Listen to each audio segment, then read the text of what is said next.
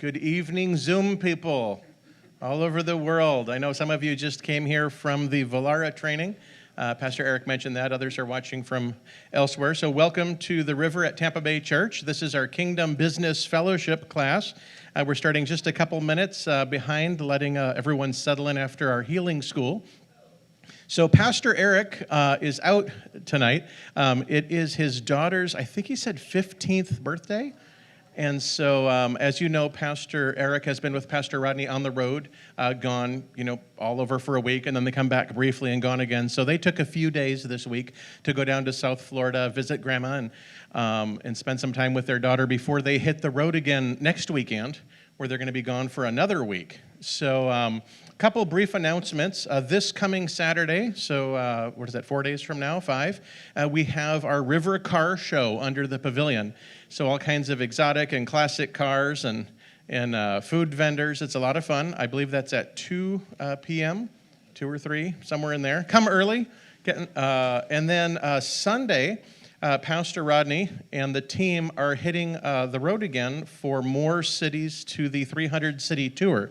So Sunday night on the 7th, they will be in Columbia, South Carolina. So if anyone out there is watching from Columbia, South Carolina, make sure to make that meeting. On Monday the 8th, they will be in Cincinnati, Ohio. So if you have friends in Ohio or Cincinnati, let them know to make the meeting. On the 9th, which is Tuesday, Big Springs, Texas. Wednesday the 10th, they'll be in San Leandro, California. On Thursday the 11th, in Tijuana, Mexico. On the 12th, Friday, San Diego, California, and then back here in time. I think Pastor Eric said they land at 3 a.m. Sunday morning, enough time to quick get dressed, shave, and come to church and do service. So hopefully squeeze a little nap and some breakfast in. But we have very busy pastors, and they are out there doing the work, so we can stay here and do our work. On this side, there's a scripture in the Bible. I don't remember where it is, but it's in there. And it talks about, that the people that stay back and tend the camp receive the same reward as those who actually went out and fought the war. So while they're out there advancing the kingdom of God in that way, we can be here supporting and advancing the kingdom of God here. And we receive their reward and they receive our reward. So that's the announcements. And then right at the end of this month, Sunday the 21st, we start our Ministers and Leaders Conference. It's the Overflow Conference. So I encourage everybody to come here, invite a friend, let people crash on your couch and on your living room floor. Just get them here. That's going to be 8 days of awesome.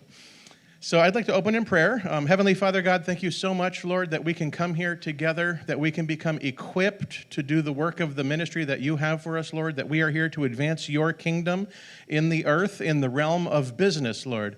So anoint our ears to hear, God. Holy Spirit, help us to understand everything that we're taught and bring to our remembrance the things that we learn tonight as we need them. In Jesus' name, amen.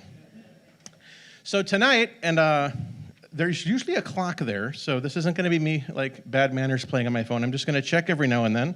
And since we're all here in business, and business people, business tip, I've set an alarm on my phone for 6:55. I'll do this in meetings when I go and meet with people. I'll let them know in advance, hey, just letting you know, I have to be somewhere at 7. We all have to be in Studio B for the stand service tonight at 7.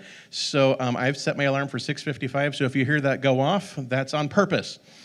On that note, there's a lot of little things in business as we run our companies and businesses that the young people have figured out, those with less gray hair, how to use the technology. And in our hands, a lot of us are holding more technology than what they sent the spaceship to the moon with. And there are things that we can do in there. I've got so many reminders in my phone, probably 20 a day, some of them that are set on repeat. Simple things like take communion, read your Bible. Every Monday night, take out the garbage. Little things that I don't have to, I forgot to take out the garbage. Now I'm running out Tuesday morning in the rain on my way to a meeting, dragging the bucket to the curb. Well, you can use those same tools in business in all the different areas.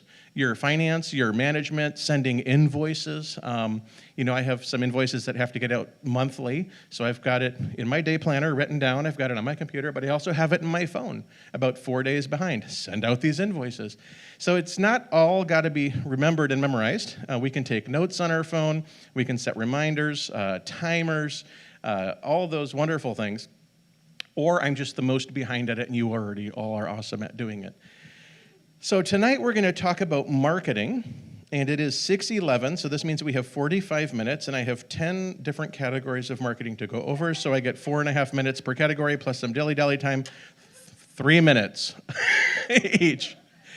So every company, every business, whether you have a big company with 50 employees, or it's just you, from the lone solo housekeeper business to Walmart, every business has these same functions and division. Every company has management. Every company has marketing. That's getting the word out about what you do. Every company has sales, so closing the deal, closing the sale, getting the customer to say, yes, I'll give you my money. And then so you have management, marketing, sales, and then you have production, doing the thing you do. Then you have finance, dealing with the money that you got for doing the thing you do and paying the bills. So management, marketing, sales, production, finance, and then human resources. When you can't do all of those things by yourself anymore, you need human resources to get out there and hire people, bring in partners, get more employees, do whatever it is. So I mention that almost any time I talk practically in business, so we know which of those categories we're talking about. And tonight we're talking about marketing. So management, marketing, getting the word out and advertising your business and what you do. And in marketing, you can go to college for marketing. You can get an 8 years master's degree in marketing and still have only scratched the surface. So for us tonight, we're going to just do some barely surface level scratching, and I really encourage everyone to take notes if you can, and then kind of go back through it, because some of these notes you'll be able to do some more digging and research yourself. But before we do that, let's do this. I'm going to just kind of pick out some random people. Who here owns a business now? So a little higher? Okay, there we go. So I'm going to pick you. What do you do? Beard grooming products. Beard grooming products. So you don't go groom beards, you just sell them the stuff. Okay, great. And you? Did you raise your hand? Yes, I have a salon, anti-aging treatments. So you would groom the beards. Okay. Yes, sir? Did you raise your hand? Who raised their hand over here? Yes, sir. I have a concession stand. A concession stand. Okay, that's awesome. Massage therapy. Massage therapy. Great. Anyone else? We'll do 2 more. I'll grab you. Headliner replacement mobile service, where we go out and replace a headliner in their automobile. I've been doing that for 25 years. That is awesome. I tried it once, and it was terrible, terrible work, and it looked like garbage when I was done, and I should have called you. I don't have that truck anymore. Digital marketing. Digital marketing. So this is right in there for you. Actually, I have a whole category right about you. What's your first name? Jennifer. I'm actually going to call on you. I'm just giving you a heads up. So let's go right here. I'm just going to write Jennifer, so you guys are all impressed that I remembered her name later. So in marketing, there's many kinds of things. And anytime I teach something practical, I like to keep it very, very practical. So I had a friend, she went to marketing college for 8 years, has her master's, and she got out and said, Tony, when I got out, I couldn't get a job anywhere. I'm like, what do you mean? Well, they taught you so many big, high-level concepts about, how Coca-Cola works and the big brands that we've all heard of, Johnson, but none of those things could apply to regular everyday business people. They don't have $1 billion budget to rebrand eBay into all small letters now.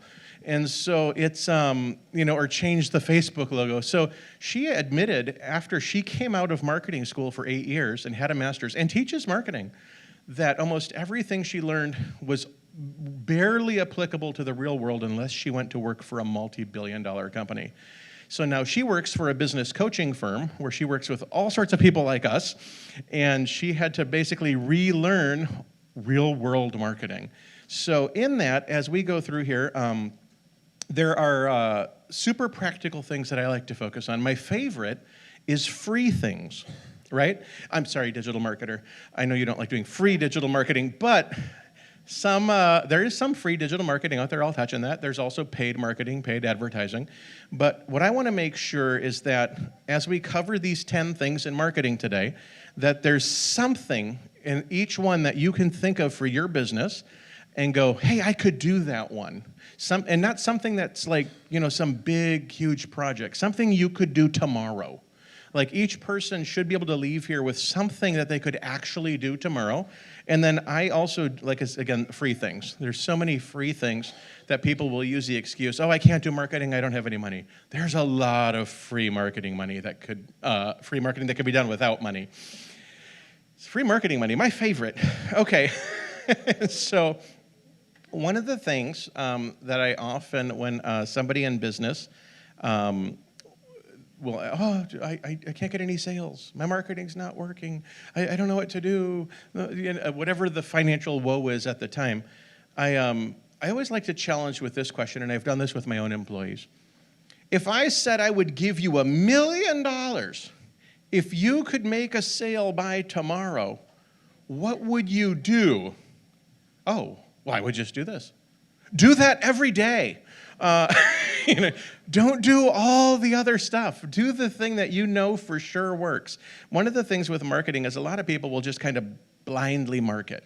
And I did that. I had a product that was new. We were the only ones in the world to do it, the first people to do it, and are still the only ones in the world that do it. We make pool tables that look like cars. You walk in, wow, a 65 Ford Mustang with rims and tires and lights and the whole thing, but it's a pool table. So I thought I had the market cornered because if you typed in car pool table into Google, I was the only one that came up. And then I realized nobody was typing car pool table into Google. That Google themselves called us at one point, themselves, actual Google, not an affiliate marketer, them, with, hey, we think we could help you. And they ran all their algorithms and everything. They said, no, actually, you're doing as good as we can. So I did what's blind marketing, right? That's where you just kind of take money and go, in hope it sticks at something. I advertised in motorcycle magazines, golf magazines, a wrestling magazine. Oh, you should be in here. No, rich people like wrestling. The UCF, or what is it, UFC, the fighting one. And so we did, because we didn't know. We learned after a while by measuring our marketing what worked and what didn't. And I learned that a lot of things I thought that I really would have bet all my money, did at some points, would work, didn't. Like, the people that buy car pool tables are not car people. Like, oh, people that love 65 Mustangs, they'll buy a Mustang pool table. No, they won't. They're going to go buy a 65 Mustang, a real one, because it's the same price as the Mustang pool table. They want one that can drive. You know who buys my table? Old rich people that are bored and have a whole extra room in their house and a bunch of extra money. And so who is my client? Rolex people, Ferrari, Lamborghini people. I did better advertising in Forbes and DuPont than I did sending out, which was the most expensive advertising I ever did. We sent out a letter to 800,000 classic car owners that had classic cars, fancy ones, that they had insurance, and this came to them with their insurance bill. I got one phone call, one, and no sales. But then I would run an ad in a magazine that had nothing to do, some luxury home goods thing, and sale. So as we start marketing, and we're going to talk through this, one of the most important parts of marketing from you as a business owner is to actually keep track. If you called me tomorrow, hey, I'd like to buy one of those Camaro pool tables. How do you get it in the house? Number one question. And if they don't ask, I'll answer. By the way, it comes all apart. We can get it through any door. Oh. But in that, right, if you ask me that, I won't even answer your question. Hey, can I get that in blue? Hey, great. What's your name? Mark? Okay, Mark, how did you hear about us? Oh, I saw you here. Great. Hey, Tony, I'm trying to wire you money for this Camaro. Which account do I send that to? What bank are you with? Oh, that's great. Thank you for calling. How did you hear about us? I won't let them get to the first question, the first answer, until I found out how they heard about us. Oh, I found you on Google. Oh, thank you. My Google people love hearing that. Or I found you on Facebook. Or I saw your thing on the side of a bus. Or YouTube. Or, something. So it's very important as you start any marketing to come up with a plan, and it can be as simple as notes in your phone that anytime somebody contacts you or you get a customer, you keep track of how they heard about you. Because later on, when you have to make marketing decisions, you're going to go back to, okay, what worked? When someone says, I'll give you $1 million if you can get a sale by tomorrow, you'll know, oh, well, this always works. In that, you'll also learn what never works. There are things that might work for somebody else in their business, but will not work for you at all. And you'll quickly learn, like, okay, it never makes sense for me to advertise in a wrestling magazine, ever. Luxury car pool tables, we've done it, we've tried it, nothing, it has failed. We learned very, very expensively, it doesn't make sense for me to go to trade shows with our pool table. You end up having to buy 3 spots, it's so big, you're spending $6,000 on the booth, plus hotels, plus travel, you're 20 grand into the thing. We have only in 12 years sold 2 pool tables because of trade shows and probably spent 50 grand doing trade shows. So we now know, don't do that. But then there's other things that do work for me. And I would have never thought putting an ad in Facebook Marketplace, Tampa Bay garage sale, buy, sell, trade. I get sales constantly from that. It's free. I put it in, and where is somebody rich who's bored going to go? They're going to look for something nice and cheap to buy. So I do, and then I get very specific targeting, like, okay, I'm not going to target this neighborhood. I'm going to pick all the coastal cities in Florida. You can actually narrow it down by zip code, or join Daytona Beach garage sale, buy, sell, swap. Bel Air Beach garage sale, all the different Facebook groups, and do it. And that's a free thing. So we're going to get into that. Remember how I said we'd dilly-dally and waste minutes? We just did. So one of the categories of marketing, of the 10 different type of marketing that there is, one is called network marketing. Not to be mistaken with multi-level marketing, which is also networking. But networking is the type of marketing where you yourself physically go mingle and network and talk to other people. Some people are very good at this. Other people, that is like horror. They don't ever want to go out and meet people and, oh, hi, I'm Tony, how are you? Oh, great, what do you do? Oh, I do this. Oh, that's awesome. How can I help you get customers? That whole thing. Some people hate that, but there are those that are very good at networking, and some businesses do very well marketed by networks. So, for example, realtors, title agents, if you went to a health and wellness event and you sold health products and you just get to know all the other health and wellness people and the massage people and the chiropractor people, and so networking can work. And these are some networking organizations. I particularly have never found the Chamber of Commerce to work very well for me, but that is one. There are things like Kingdom Business Fellowship, KBF. So you can come early, you can stay late, you can get to know the other people. One of these KBFs this summer, I want to redo a class that we did that was actually all about just networking and how to get referrals and give referrals, and it was a lot of fun. But there are actually organizations for that. There's an organization called BNI, Business Networking International. Now that's a paid membership kind of thing, but it's all business people in a room learning how to bring referrals and business to each other. There are little things you can do. I had a friend in business, a business coach and mentor.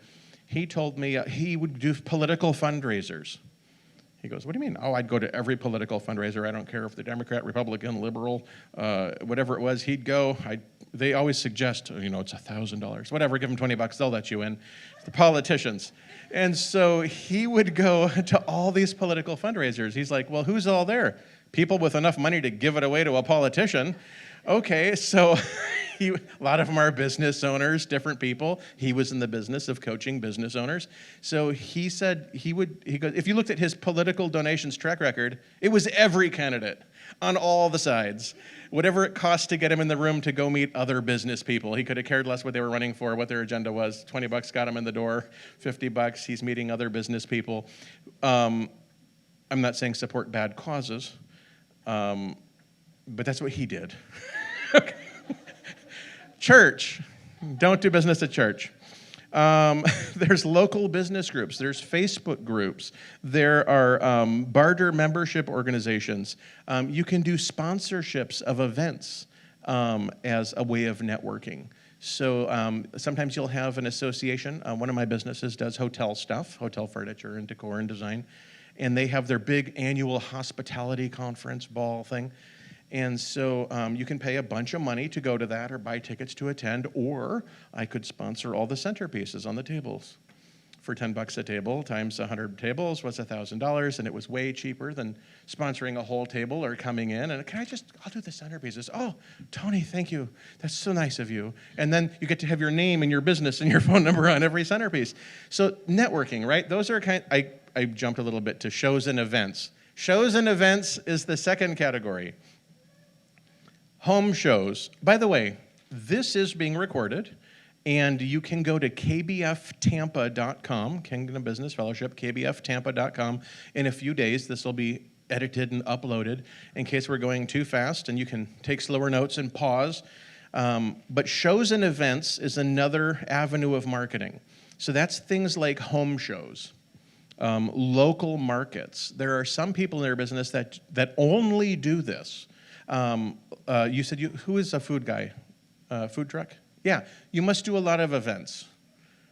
You do, yeah. So that's a great shows and events for you. There's home shows, local markets, there's fairs, there's music shows, there's festivals, this festival, the art festival, the seafood festival, the Spanish festival, the Greek Orthodox Church festival.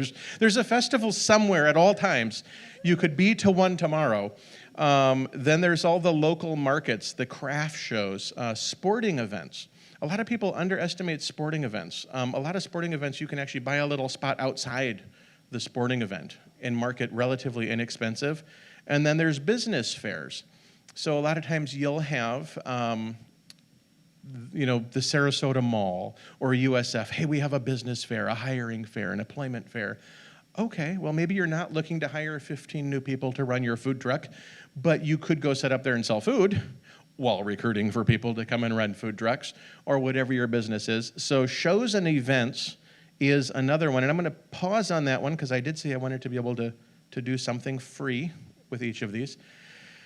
Most networking events do have a cost to attend, but if you go with somebody's guest, you can get in for free. So I did that when I first moved to Florida. I knew I wanted to go to BNI. I had belonged in one in Minnesota. And I also knew it was invite only, and you had to be a guest of somebody only. So I went on their website, and I saw who the members were, and I picked one who seemed nice, and I called her. Her name was Carol. She was an interior designer. I manufacture furniture is one of my businesses. I said, Carol, I would love to come as your guest. Really? And they get credit for bringing guests. So I was in. At that point, she brought me in as her guest. I paid nothing. I showed up. I got to meet 50 other business people, and then I eventually did join that chapter. You're allowed to go twice for free as a guest. Well, there was also like 20 chapters in town. So you could actually go to one every week for a year without ever paying. I'm not saying do that, but you might have to date a few chapters until you find the one you're ready to settle down with. Shows and events, same thing. So there are times, one particular, okay, just so people don't think I'm lying and I'm bouncing around, I own a bunch of different kinds of businesses. So one is carpool tables, some is furniture manufacturing, construction and development, accounting, payroll, employee leasing. So one of these events I wanted to go to was extremely expensive to go to, and it was the Barrett-Jackson show in Scottsdale, Arizona. A booth was like $8,000, and then you had to pay all the other different things. 250,000 car enthusiasts would come through there. This was one where I learned it doesn't pay to go to those. But I went, and I knew I wasn't going to pay the big booth fee and do the whole thing, but I came armed with just piles of business cards and brochures. And I just went booth to, oh, how's the show? Great. Do you think it would work for somebody like me? I do this. Oh, maybe. And do you think this would work for somebody like me? So what am I doing? I'm promoting my business to hundreds and hundreds of business owners at an event without having to pay to be at the event. Now, I got banned from that event because I also took a bunch of the brochures and went into all the bathroom stalls and porta potties and duct taped them to the back of the doors. But I was going to succeed. It was going to be free marketing. I'm getting the word out. So now the downside is they knew exactly who I was, and my phone number was there, and I got a call. But they actually, honestly, they have since asked me back. It took about 10 years. I think they had somebody new. Hey, have you ever considered the Barrett Jackson show? Love you, Barrett Jackson. Okay, strategic alliances is marketing method number 3. And I'll explain what a strategic alliance is. Do we have a realtor in the house? You are. Can you stand up, Mr. Realtor? Do we have somebody who does mortgages in the house? Can you stand up, Mr. Mortgage Guy? Do we have a surveyor, an appraiser, a title person? We don't. Okay. A what? An inspector, a building. They've become my enemy lately. I was trying to sell a house, and the inspectors keep coming up with something new.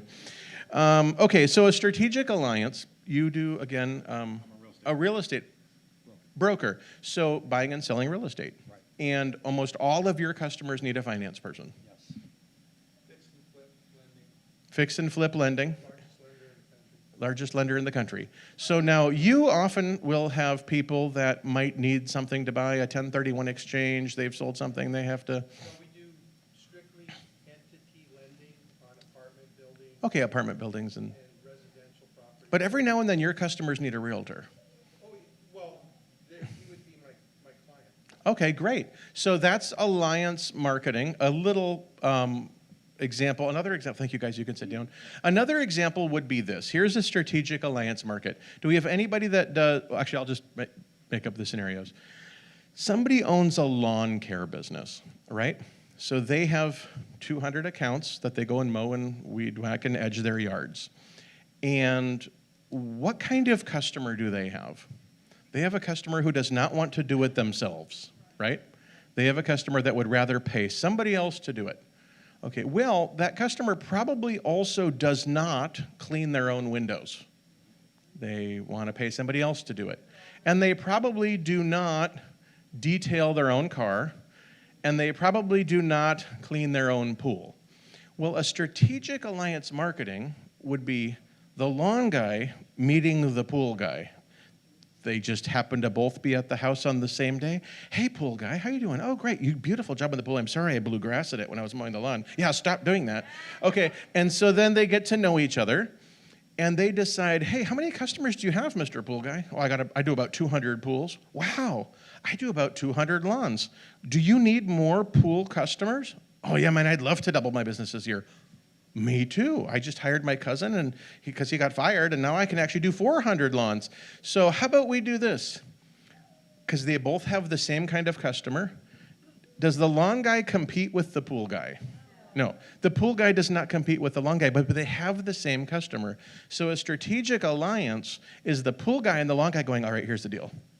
I will tell all 200 of my customers about you. I'll introduce you. I'll even give you all their phone numbers, and you do the same to me. We're both going to double our companies in 1 week.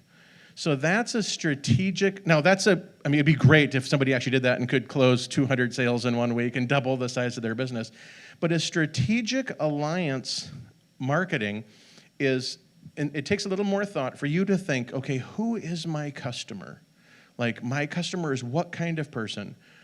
Who else has my customer that is not in competition to me? And so, what do you do? Okay, t-shirts and jewelry. So people that, well, that's kind of a vague one, buy custom t-shirts, right? Let's just go with custom t-shirts. They probably buy other custom printed things, like maybe hats, maybe umbrellas, marketing materials. So for you, your customers, I want somebody who wants custom printed t-shirts. Okay, who else has that customer? Oh, they don't do t-shirts, but they do hats. Let's form a strategic alliance. Hey, hat guy, if you have any people that need t-shirts, come to me. I'll give them a little discount. I'll kick you something back. By the way, if I have anyone that needs hats, I'm going to send them to you. Just, something, or just trade customers. And you can immediately, quickly, and for free, grow your business through strategic alliances. And this can work for every kind of business, right? So massage therapist. The person who has the same kind of customer as you is a chiropractor who doesn't do massage. Or it might be a spa or a person that does facials but does not do massage, and you don't do facials. Let's just pretend you don't. So that would be somebody that if you met somebody that did that, and you got along and you knew they weren't going to ruin your customers and you weren't going to ruin theirs, that you could actually come up with a strategic alliance and both of you exponentially grow your business. How much did that cost? Nothing. It took a little bit of time. It took some thought and effort. I have a friend, she has a med spa that's Botox, collagen, laser, things to make you look younger and prettier when you're old and fat. And so she has a med spa. Well, a friend of hers had a big hotel resort, and they have a spa, but they don't do any of the medical treatments. So it was a very easy strategic alliance for her. Hey, I can't set up a spa in your hotel, but we could book every Tuesday and Thursday to come in here and do all the medical services for your spa people who are coming here for a week on the beach of massages and pedicures. And so they did, and she has done phenomenal in her business because she doesn't do massages and pedicures and facials. She does all the medical stuff. And so they made a little deal. She had to spend some money to fix up the little room for herself to meet all the medical requirements. But, I mean, what a way to double the size of your business. So strategic alliance. And we're really on number 3. So has anyone gotten anything yet that they're like, okay, I can do that, and I'm going to do that tomorrow? Okay, number 4. Who do we have in here who's not in business at all, but is in ministry? Some ministers? Okay. Yeah, because this will work in ministry too. Okay, promotions, category 4. It's kind of a vague category, but I'll just run down quickly what that is. I consider promotions to be things like yard signs, vehicle wraps, storefront signs, billboards, in-store displays, reveal parties. Who's ever been to the mall and then you come out and there's some flyer on your windshield for something? The car flyers, sign spinners, the guys spinning the signs outside. I always looked at that and laughed, like that would never work. Who pays these people? That cannot work. I'm not going to buy anything because I saw somebody spinning a sign. Maybe a puppy. But we met one business owner. They owned a whole chain of dry cleaners, and they were getting ready to sell their business, so they were really trying to figure out how to, what marketing works, what doesn't, how can they really expand, and they had hired my friend who was the business coach, and they did a thorough, like I don't know, a month or two digging into all the money they spent on marketing. Their number one thing that worked for them was the sign spinners. Dry cleaning, $1.50 shirts, however they can do it without dropping it and hitting people, but that worked for them. I have no business that would ever hire a sign spinner. None of my companies could benefit from a sign spinner, but yours might. News stories are under promotions, press releases, seminar centerpieces, gift bags, gift bag sponsorship. That's another one. There was a lot of times different clubs and car clubs would say, hey, Tony, do you want to sponsor a gift bag? What does that mean? Well, just something we can put in it to add value to our paid attendees. I'm like, well, I have this very nice kind of solid color brochure we could stick in your gift bag. Oh, that would be great. Can you just like pitch in $50 towards the cause? Sure. So for $50 and a pile of brochures put into all the gift bags of the Ferrari Club, I was able to do promotions relatively almost free and cheap. So free samples, they're free to them but not to you. So I'm always hesitant on free samples. But that's all under the promotions category. So yard signs, vehicle wraps, storefront signs, billboards, reveal parties. Again, for some people that works. It just depends on your type of business. But what you don't want to do is go try all of these and not keep track of which one did work and did not work for you. Because you could find yourself in a position where you're just spending money after money after money and not knowing if it's even working, or worse, thinking the wrong thing is working. Number 5, it's amazing how fast this time goes. We have 15 minutes. Number 5, referrals. But Tony, I can't control a referral. How can I make somebody tell me, their friends about me? Well, referral, if you treat it like an actual marketing strategy with a whole system and a plan, referrals is the most powerful type of marketing. And we've seen that with, hey, tell a friend and get $2 off kind of thing. Upsells and add-ons are under referrals. Reward programs are under referrals. So, hey, if you refer somebody, we can give you a free one of these. But there are ways to cultivate referrals on purpose. So the best time to get a referral is from somebody. So let's say you were my customer. What's your first name? Zach, okay. So Zach just bought something from me. He's super happy about it. I saved his day. He loves me. I'm his favorite person in the world right now. And he's super happy and very, very grateful. This is the best time for him to give me a referral, right? Oh, Zach, do you know anyone right now that we could call that would benefit from this? Oh yeah, my cousin would love this. Well, I don't know your cousin, and they're going to be totally creeped out if I randomly call them. Can you call them right now? Brian knows a bunch. Pastor Eric has whole videos on referral marketing and closing and how to get 2, 3, 4, 5 referrals right off the bat. But what if that window has passed? What if you're like, well, Tony, I'm already in business and I've already got hundreds of customers over the last 10 years. It's kind of hard to go back to somebody from 6 years ago and get a referral, but it's not as hard as you'd think. Sometimes it's as simple as, for him to be super excited about doing a referral for me, he is in love with me at the moment, or my business, or the service, and super, super thankful. How can you get your customer from before back to that emotional state? So I had that taught, and I was like, that's interesting. So, hey, Zach, remember that time? Now, let's pretend it was 5 years ago. Remember when you bought that thing for me? Oh, yeah. Yeah, it's great. It's been working fine. Okay. What was it that made you buy that? Well, you did a good job selling it, Tony, and it does take all the garbage out of the air, and it helped my cat's allergies. Okay, what else? Well, not much. Do you still like it? Oh, yeah, I love that thing. I'd never get rid of it. So if somebody took it away from you, if it broke, oh no, I'd be devastated. I need a new one right away. Did I do a good job explaining that to you? Oh, Tony, you did amazing. You were wonderful. Anything that you think I could have done different? No, that was the best. Thank you so much for helping me with that. That's great, Zach. Do you know anyone else that could, so what did I do? I took him back through that beginning process and got him to remember how awesome I was. Or the thing was, got him back to that super grateful, thankful, emotional place, and then asked for a referral again. You can do that from sales from 10 years ago, as long as you're still on good graces with the customer. So it doesn't have to just be new customers now.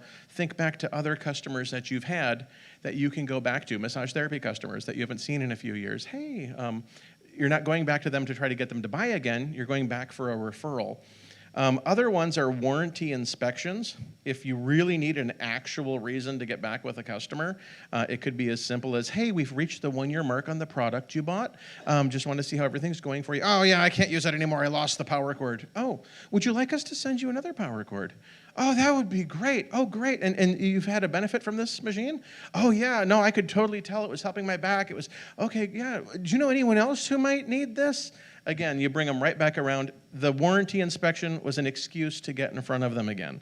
Or customer gifts, thank you gifts. And then come up with a referral asking procedure. Like if you just picked up the phone and winged it, you're going to trip all over yourself, hang up and be like, oh, I'm so dumb. But if you rehearse it, who here has a voicemail on their phone? Like if I called and I wouldn't hear dude, 72764. It's not available. No, you're going to hear hey, you've reached Tony. Please leave your name, number, and a message after. Who's got that kind? Okay. How many times did you record it, listen to it? Okay, I sound dumb. Delete. Listen to it again. Okay, no, delete. The dog barked in the background. How many times? At least 2. Okay, 2 or 3 times, right, until you got it. Who's done it so long ago they don't even remember what their voicemail says? You might need to go back and listen. Just double check, because it still says, I'll be unavailable until Tuesday the 4th from 4 years ago. So just like you would rehearse your voicemail on your phone enough times till you got it right, write out your cold call procedure, which is our next one. Cold calling, everyone's favorite marketing category. Telemarketing, door knocking. Telemarketing is brutal. People are way ruder to you on the phone than they would be rude to you in person. And people who have knocked doors in here know people will be pretty rude in person too. And then business-to-business visits can often be even the hardest. Hi, is the owner here? will get a no even if they were there. So just like in referrals, you come up with a plan and a strategy, write it down, rehearse it, try it on your friends. If you want like a super low-key way to try it on a customer call, hey, Zach, I can trust you with this because I know we're friends. I'm working on getting some referrals for my business, and I just want to ask you some questions. Tell me, I mean, if I suck at this or if I'm really doing well, and I could try it on him. No, Tony, you're great. You're awesome. Thank you. So, hey, by the way, a referral? So there's those passive. Anyone been approached by the knife salespeople? Hey, I just want to practice my presentation on you. I'm not trying to sell you anything. That's their presentation to everyone. Okay, so I'm not even going to dive deep into cold calling because there's so many methods for it. But there is telemarketing, there's door knocking, there's hangers, there's all kinds of things you can do to cold call in business. A referral is always way better than a cold call if you can get them. If you can, at any time while cold calling, try to treat it like a referral. So not like you're actually just cold calling. Try to make it like, okay, hey, I'm here for a reason. We had to create a cold calling telemarketing campaign out of my office and 2 interior designers. So we own a website called carfurniture.com, which is furniture made out of car stuff. And how do you start cold call telemarketing all the interior designers in Florida without getting hung up on? So we developed this brilliant little script, and Christina in our office would call. Hey, is this Anderson Design? Yes, it is. How can I help you? Oh, hey, we're neighbors. I'm over in St. Pete. You're in Bel Air? Oh, yeah. Now, they have to be nice to you because they could bump into you at Target or Publix. So, yeah, we're neighbors. Hey, let me ask you, do you do interior design for game rooms? Well, yes, we do. That's awesome. We sell furniture that's designed for game rooms, and a lot of our customers ask us for interior designers. Can I refer them to you? Oh, no, we'd love to. That's awesome. Can I get your information? Great. All right, I'm going to send you a quick little email with some of the stuff we do so you can get a head start kind of seeing the furniture that we sell. And then you'll know when I send people to you kind of what they're looking at. Oh, that'd be great, Christina. Thank you. Now we have their name, address, phone number, email, contact information. We've talked to them, and we're mailing them things, and we're sending them stuff, and they're getting to know our entire collection of furniture. So, but what's the first thing I had to do is I had to turn that into a referral. I had to eliminate the strangeness of it, right? Hey, so you're in St. Pete, right? Yeah. Oh, we're neighbors. Like you have to thrill, excited. We're neighbors on every call. That'll keep you from getting hung up on. And it worked. I'm sorry out there if that worked on you. But we do have amazing furniture, carfurniture.com. Okay. 1, 2, 3, 4, 5, 6. This is a lot to cram into 45 minutes. Maybe we could actually take one of these and just like a column and focus on it one night. Okay, direct mail is category 7. We've all had direct mail, holiday cards, a birthday card from our bank, catalogs in the mail, postcards, different things. And the thing about direct mail is it used to work, then it really didn't work anymore. And it's starting to work again because everyone's gotten away from it because they're doing email marketing campaigns. So they say the average person, I think it was 121 unsolicited emails a week. I think that was the statistic I read last night. People are like, spam, delete. They don't even open the emails anymore. But the new millennial generation may have never gotten mail. I got mail. They open it. They say the open rate on mail now, even junk mail and spam mail, like postage mail and postcards, people actually open them now. And they didn't used to. Like, if you had this conversation 10 years ago, it has a 0.01% open rate. For every $100 you spend, you have one person open. I mean, it was like terrible. But now they're saying that the actual open rate on mail is about 6 to 7%, depending on the geographic area. And then, who hears it's called lumpy mail? You get the envelope and there's something inside, something in there. You have to open it up and see what it is. It's a penny, it's a little piece of candy, it's an eraser, it's something in there. Well, lumpy mail has like a really, really, really high open rate. And the downside about mail is I don't know how much it costs to mail anything anymore, 75 cents, 50 cents? $1? Per stamp?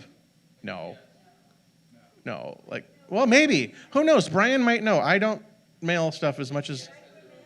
Oh, UPS, yeah, but U.S. postage is probably 60 cents. Yeah, something. I remember when it was 15 cents. Um, so I remember when it went from 25 to 26, and you thought the end of the world happened. I mean, people were so mad. Where am I going to get a 1 cent stamp? But anyway, so direct mail, depending on the industry that you're in, direct mail might work. And you can get very specific. There's companies out there that they'll print everything, put it in the envelope, mail it. I mean, you can get specific to the 10 houses on that side of the street, or by zip code. I mean, they're very narrowed down now. So direct mail might work for you, depending on what it is that you're marketing or how you're marketing it. Okay, number 8, and we're getting closer to Jennifer's category. Website. Does your business have a website? I used to have to ask that question, and a lot of times the answer was no. In today's days, you can have a website without even having the business. But it used to be people would have a business but have no website. So you have to have both. We're just in that day and age that if you don't have a website, people don't even think you're a real company. Now, the nice thing is, I don't know how to design a website, Tony. It's too complicated. You can always start super, super simple. You go buy a domain for $9.99 for the year, and you forward it to your Facebook page. Somebody types in www.jennifermarketing.com. Boom, there's Jennifer Marketing's Facebook page and all about her. What's your business name? Loudmouth Marketing. I like that. So how well would your business do if you didn't have a website? Oh, you don't have a website? Oh, you need one. You're a digital marketing person. Okay, so loudmouthmarketing.com, that's your next assignment. Like tomorrow, you should have a website or at least something pointing to a Facebook page or an Instagram. Now the funny thing is, people's websites have become very big and complicated and options and drop-down menus and many pages. So now they're like, oh, no, that's too complicated. You just need a splash landing page, a splash landing page. Well, for the first number of years when we started Carpool Tables, and we're in 38 countries now, but at the time when we were still in 15 countries, we had a one-page website. carpooltables.com. It had some pictures on this side, some pictures on this side. Real lights, automotive parts, working, blah, blah, blah, blah, blah, blah. Phone number, call now to order. That was it. You couldn't click to email. There was no other page. And we sold, and we got orders, but we had a website. So be sure and there's different things you can do marketing with your website. If you can just go to Google, how to market with my website. There'll be thousands of answers. But you can do things like link that website to Yelp, to different review things, landing. I'm not even going to go into that. That's a whole nother world. Category 9, email marketing. We kind of covered that briefly by saying it almost doesn't work anymore, but it can work a little, especially if it's your own customers, your own repeat customers or referrals. And there's different things you can do with email. People don't like blatant buy this kind of emails. They want to see a nice newsletter or a blog or an announcement or some event calendar, something of use. With the car show world, there's this one organization. All they do is they just send out a list every month. The June car show list. It's every car show in Florida. The Lutheran Church something one, the River Car Show, every calendar listed, but people find value in that. They got something valuable in the email that's useful to them. So category 10, we made it with 1 minute to spare. Social media marketing. That is the Facebook, Twitter, Instagram, Pinterest, Houzz, LinkedIn, Thumbtack, YouTube, HomeAdvisor, Google+, Snapchat, TikTok, and whatever the new cool thing is the kids are using. You can go back kbftampa.com and play that list slower. There are free ways of using social media marketing. Hey, post this to 10 of your friends kind of thing. There's paid ways. Oh, there it is. Paying for the ads. But Jennifer here, if anyone needs to know, can talk to her. She can help you with that. But there are very inexpensive ways, like I talked about, with doing social media marketing. Like I told you about the Facebook groups, the Facebook giveaways, and those different things that I use to great success. There's little contests and things that you can do. It used to be that the algorithms would work for you. Like I could post something cool and 20,000 people would like it. Now I post something cool and 4 people like it. And Facebook's like, oh yeah, we're not showing this to anybody unless you pay. So I started paying. I set my budget to $75 a month. This is for a major company in 38 countries. But every month, my $75 comes in, and I look at their responses. Now, they wanted to charge me like $1 per click and this many cents per click. I look, oh wow, I had 11,000 people last week see my ads, and I had 2,000 clicks, and it cost me $44. So there are cost-effective ways of doing social media marketing.